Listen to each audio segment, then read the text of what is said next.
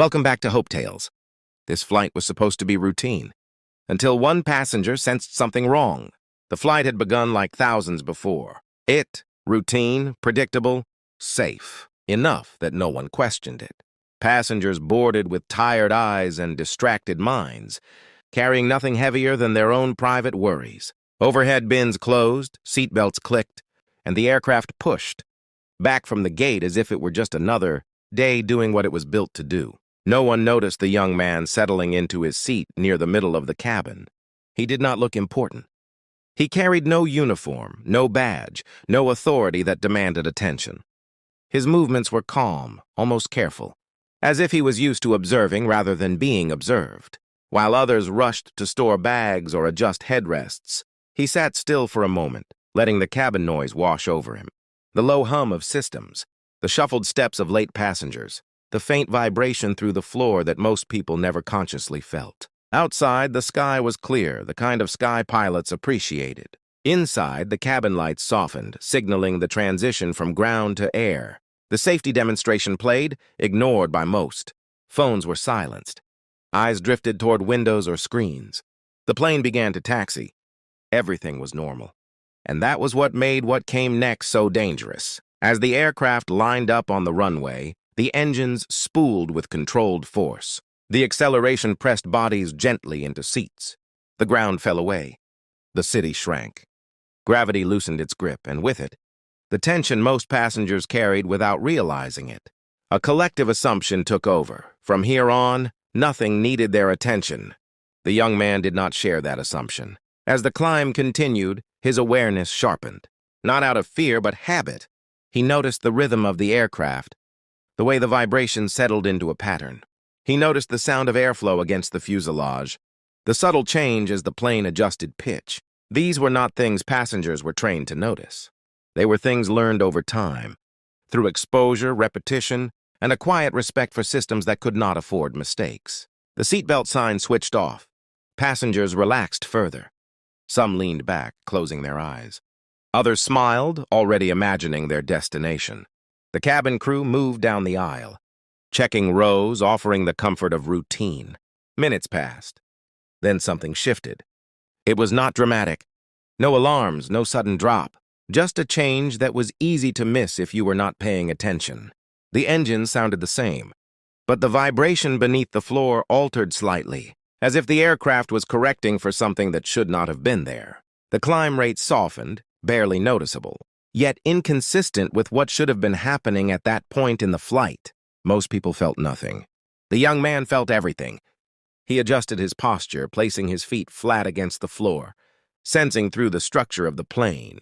His eyes moved, not to the windows, but along the cabin ceiling, the panels, the air vents. He listened, filtering background noise from mechanical truth.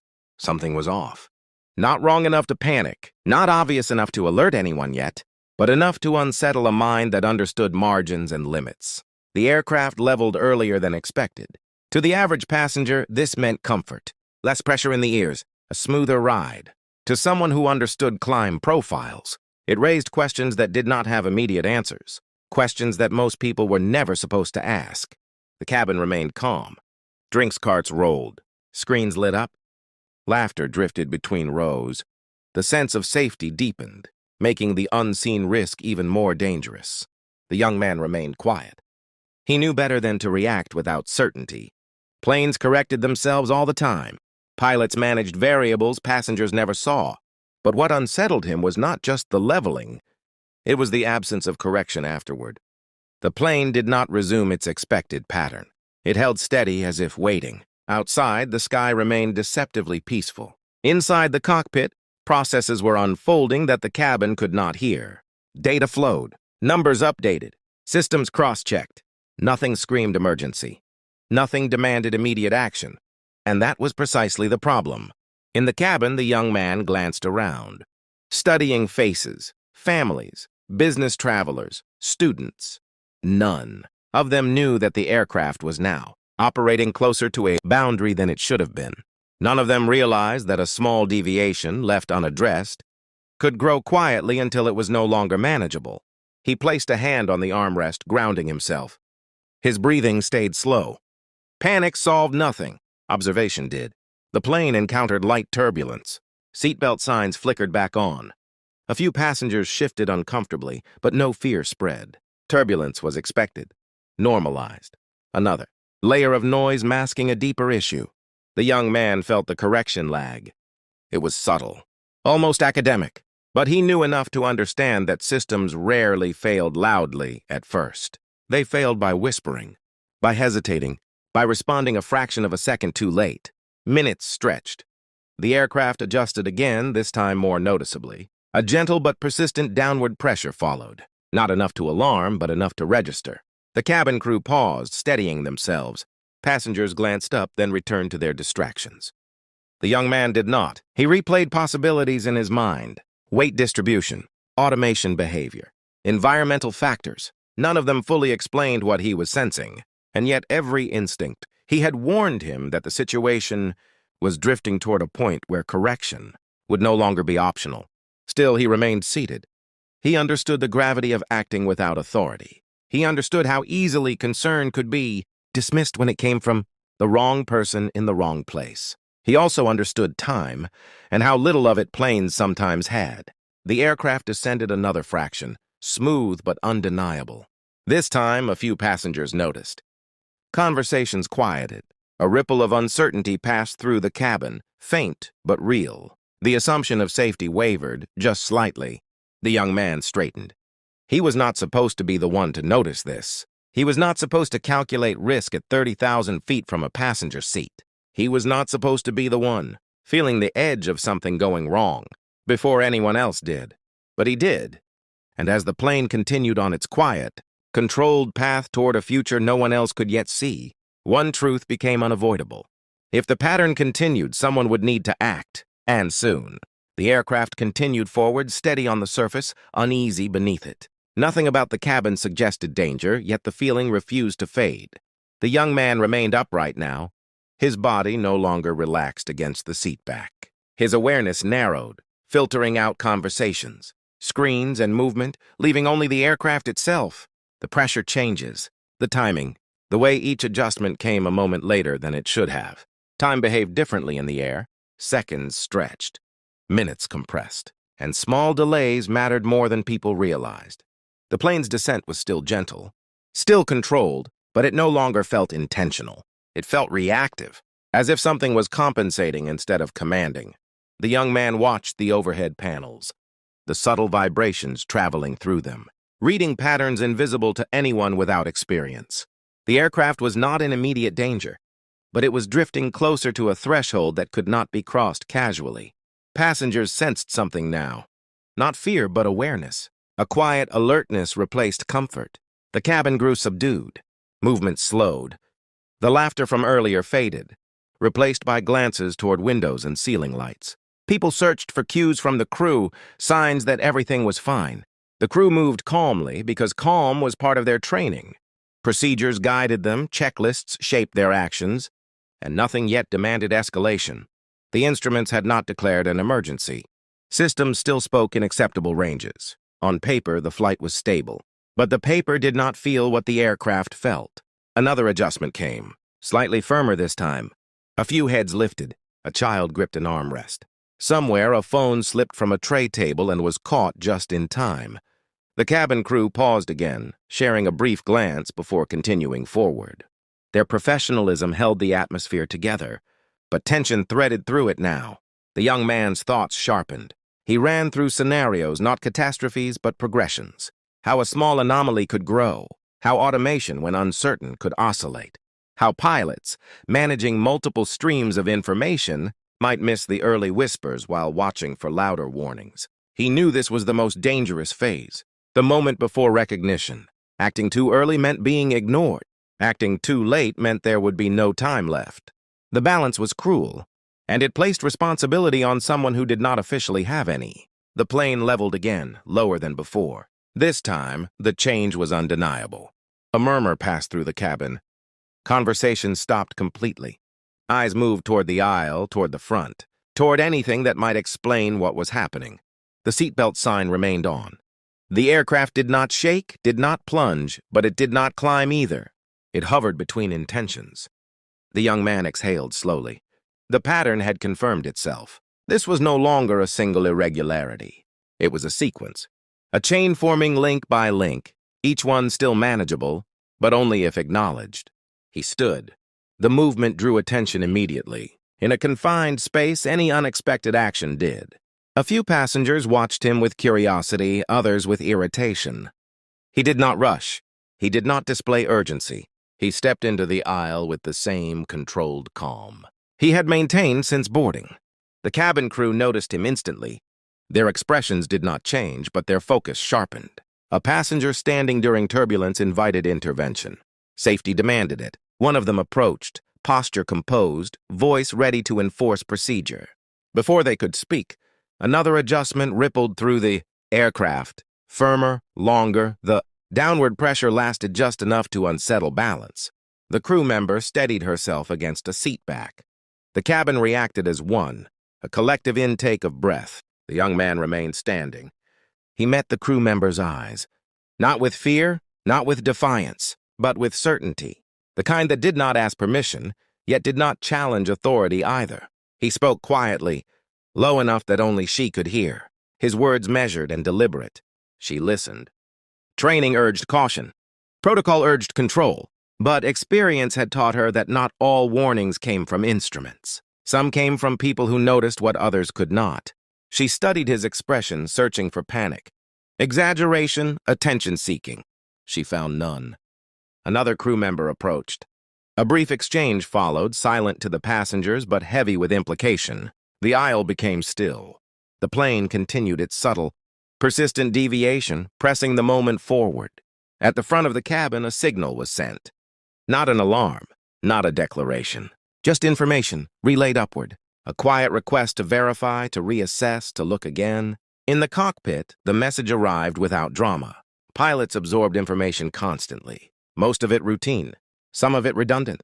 But this note carried weight because of its source and timing. A report of observed behavior. A pattern noticed. A sensation described. They checked again. Numbers still sat within tolerances, but now they were examined differently. Cross-referenced instead of accepted. Trends compared instead of snapshots. The automation's recent behavior replayed with fresh eyes. The plane adjusted once more. And this time the correction overshot slightly before settling. The cockpit grew quieter. Hands moved with precision. Switches were tested. Modes were reviewed. The automation was still functioning, but not as decisively as it should have been. A subtle disagreement between systems emerged, one that had not crossed any warning threshold, yet clearly existed. The realization did not arrive with panic. It arrived with clarity. Action followed immediately. In the cabin, passengers felt the change before they understood it. The aircraft responded more decisively now. The pressure eased. The sense of hovering uncertainty began to dissolve, replaced by purposeful motion. The young man returned to his seat when instructed. He did not seek acknowledgement. He did not scan faces for reactions. His role, whatever it had been, was complete for now. The plane began to climb again. Slowly, deliberately, correctly. The cabin exhaled together, relief spreading without explanation. Most would never know how close the flight had drifted toward a different outcome. They would remember discomfort, confusion, perhaps a story to tell later about an odd moment in the air. Only a few would understand the truth. That a boundary had been approached quietly, and that it had taken one passenger, at exactly the right moment, to stop the pattern from continuing. The climb stabilized, but the silence that followed felt heavier than the tension before it. Relief moved through the cabin in waves, subtle and cautious, as if no one wanted to celebrate too soon. Passengers shifted back into their seats, adjusting belts and posture, convincing themselves that the unease had passed. The aircraft felt firmer now, more decisive, yet the memory of uncertainty lingered in the air like an echo that refused to fade. The young man sat still, hands resting calmly, eyes focused forward. He did not relax, not yet. Experience had taught him that recovery phases carried their own risks. Fixing a problem was only half the battle. Ensuring it stayed fixed required vigilance. The cabin crew resumed movement, slower than before, their awareness heightened. Their expressions remained professional, but something had changed. They watched the plane now as much as the passengers, reading the floor through their feet. The ceiling threw subtle vibrations. Trust had returned, but it was Crucius trust. Up front, the cockpit was fully engaged. The automation had been adjusted, its authority limited. Manual inputs now guided the aircraft, restoring balance step by step. The pilots exchanged concise confirmations, their focus absolute. They understood what had almost happened. A silent disagreement between systems. Mild enough to slip past thresholds, persistent enough to grow. Left alone, it could have led the plane into a state where recovery demanded far more altitude than they would have had. They checked fuel calculations, air density, weight distribution. Everything aligned now. The aircraft responded cleanly, obedient once more. Yet one question remained unspoken. How had a passenger noticed first? In the cabin, the young man felt the difference clearly. The lag was gone. Corrections arrived when expected. The aircraft behaved like a machine in harmony with itself. His shoulders lowered a fraction, the first sign of release since boarding. Around him, whispers returned. Nervous laughter followed. Someone commented quietly about turbulence. Another joked about air travel. The human instinct to normalize danger asserted itself, smoothing the edges of fear into something manageable. No announcement came. The seatbelt sign stayed on longer than usual. That alone hinted that the situation had not been ordinary. Experienced travelers noticed. Others ignored it. Most simply accepted the calm without needing explanation. Minutes passed. The aircraft climbed steadily, reclaiming the altitude it had surrendered. With each 1,000 feet gained, the margin of safety widened. The danger that had once felt close receded into abstraction, becoming harder to imagine. The young man closed his eyes briefly, listening. He counted rhythms unconsciously, measuring stability through sound and sensation. Everything aligned. For the first time since the anomaly began, he allowed himself to believe that the worst was behind them. Then the plane shuddered. It was brief, sharper than turbulence. A single, unmistakable jolt that cut through conversation and thought alike. The cabin froze.